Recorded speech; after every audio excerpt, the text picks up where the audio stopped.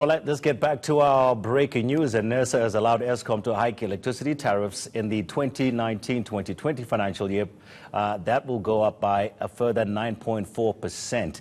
This brings the total to 13.8%. Business reporter Aviwe Mtila is in Rosebank for some reaction now. Aviwe, good to see you. Now, you are with Martin Kingston, the Vice President of Business Unit of South Africa.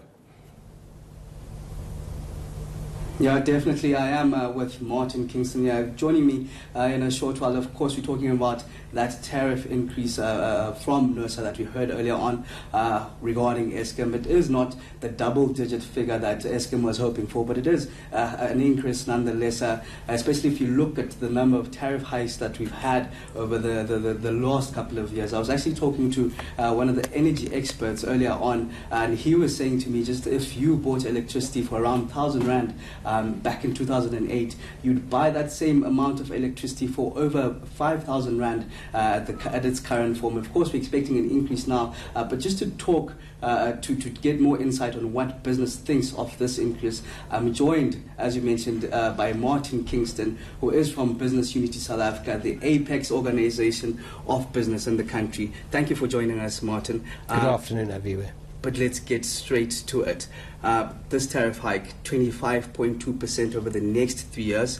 What does business think of it? Well, it is more than we recommended. In fact, we said that it should be limited at maximum to inflation and preferably less. It needs to be properly motivated by Eskom. Obviously, it's in excess of that, as you say.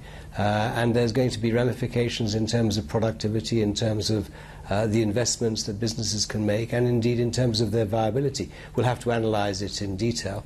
Of course, it's considerably less than the 55% that Eskom had asked for over the same 3 years, which poses a different set of problems both for business and indeed for the country. Now let's talk about those ramifications that you mentioned earlier on. The Minerals Council came out way earlier before this hearing, warning of a jobs bloodbath within the mining industry of 150,000 jobs that could be cut. What ramifications can we expect from this specific hike? There's no doubt that many energy-intensive users, not just those, but many of them are going to be suffering as a consequence of these increases, and the mining industry in particular will be exposed to it. No doubt they'll have to look at ways in which they can tighten their belts and reduce other costs than relinquishing manpower and human resources. Obviously, we're all very focused on the ramifications of increasing unemployment and the need to maximize those who are in gainful employment and in work. Now, President Ramaphosa wants 100 billion worth of investment coming into the country over the next 5 years. But with Eskom, we're seeing load shedding. How does that bid with the President's bid? Eskom poses, Aviwe, the biggest single challenge to the viability of the economy as it is today. The consequence of this particular decision is that they will receive some 100 billion Rand less than they were anticipating had their application been approved in the form in which they submitted it. As we all know, Eskom itself is currently struggling with very significant debt, with a cost structure that is far too high, and indeed with flat revenues going forward and decreasing demand, what is called the death spiral.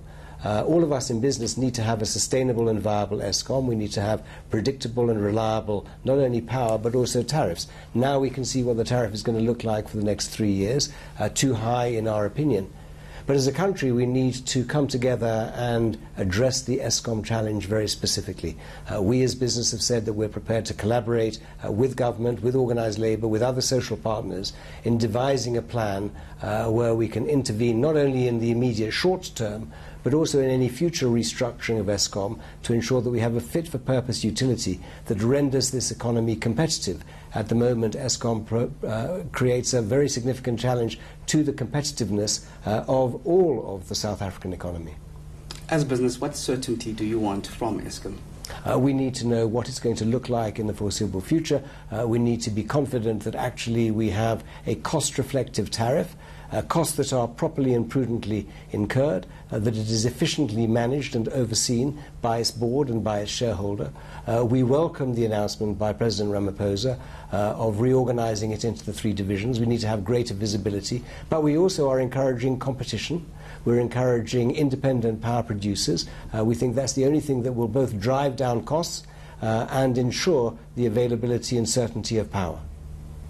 Martin Kingston, the Vice President of Business Unity South Africa, the apex organization of business in the country, saying that Eskom poses the biggest threat to the country's economy, and that this tariff hike increase, will have ramifications for many jobs, possibly seeing a jobs bloodbath. But for now, it's back to you in the studio. All right, thank you so much, Avi Wimtila, there with just a bit of reaction from Business Unity South Africa in terms of what happened earlier on, where Nersa announced that increase in electricity tariffs. Stay with us.